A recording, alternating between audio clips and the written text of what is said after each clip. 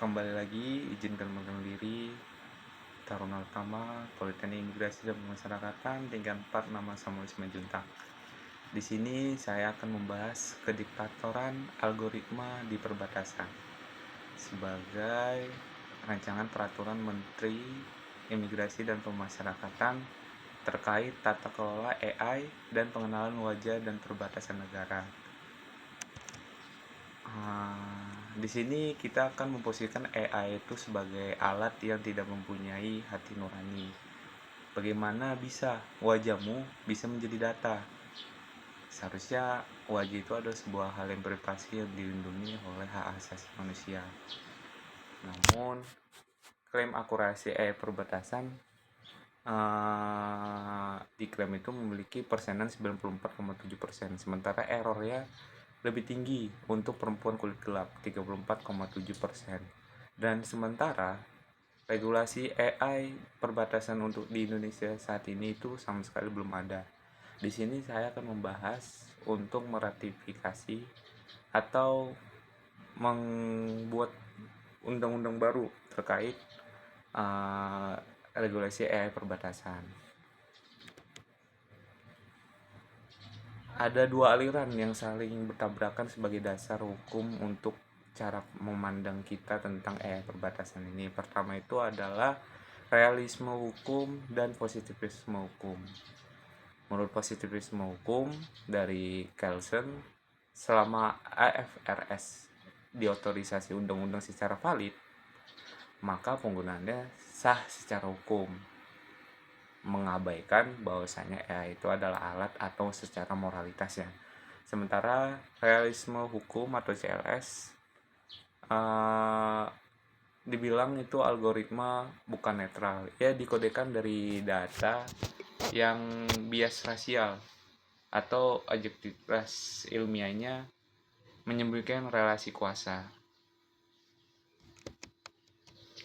Di sini saya juga sudah membuat 5 pasal yang menjadi rekomendasi untuk Rapermen Rancangan Peraturan Menteri IMIPAS terkait AI, penggunaan AI perbatasan, yaitu di pasal pertama menyangkut tentang bias algoritmik, yaitu sebagai subjek hukum yang dapat diatur.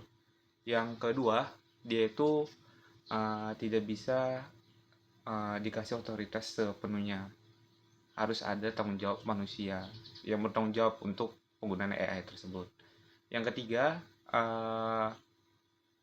setiap kebijakan itu pasti ada celahnya, maka dibutuhkan akuntabilitas berlapis, dimulai dari petugas, kepala unit, Dijen Imigrasi, dan pengembang AI, sehingga tidak ada celah pertanggungjawaban. Dan juga untuk menghindari kelemahan dari penggunaan AI tersebut, karena AI merupakan teknologi yang tidak mempunyai moral, maka dikasih hak untuk keberatan selama kurang lebih 24 kali 3 atau 72 jam. Dan juga harus dilakukan audit secara rutin jika error tersebut lebih dari 5%, maka sistem itu harus dihentikan agar bisa dilakukan perbaikan yang lebih sempurna lagi untuk tata cara penggunaannya. Untuk fondasi filosofis setiap pasal yang dikaitkan dengan Pancasila, yaitu intervensi manusia adalah hak fundamental, yang artinya hak ini tidak bisa dikalahkan oleh efisiensi algoritma. Dan juga keadilan itu ditentukan oleh prosedur yang adil, bukan hanya sekedar hasil yang efisien. Dan juga resiko algoritma itu harus ada pasal pertanggungjawaban yang berlapis. Legitimasi hukum juga mensyaratkan dialog terbuka bagi semua pihak yang terdampak. Dan juga hukum harus pro rakyat,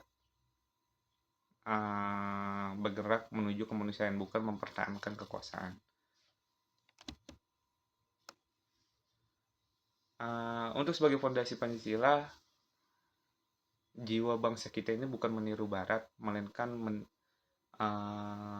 membuat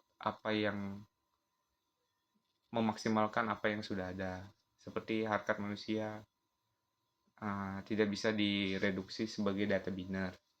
Juga kemanusiaan yang menolak diskriminasi berbasis ras dan gender. Dan juga sistem perbatasan yang adil untuk memperkuat proses diplomatik Indonesia. Dan juga keputusan publik harus transparan dan beban akurasi algoritma tidak boleh dipikul oleh kelompok yang paling rentan.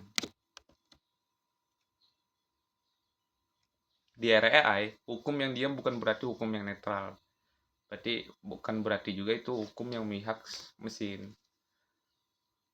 Regulasi bukan tentang menghambat teknologi, ini tentang memastikan bahwa teknologi salah. Ada manusia yang bertanggung jawab.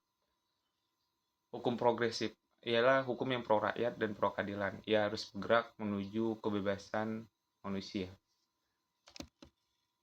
Sekian dari presentasi saya. Mohon maaf bila ada salah kata. Siap, terima kasih.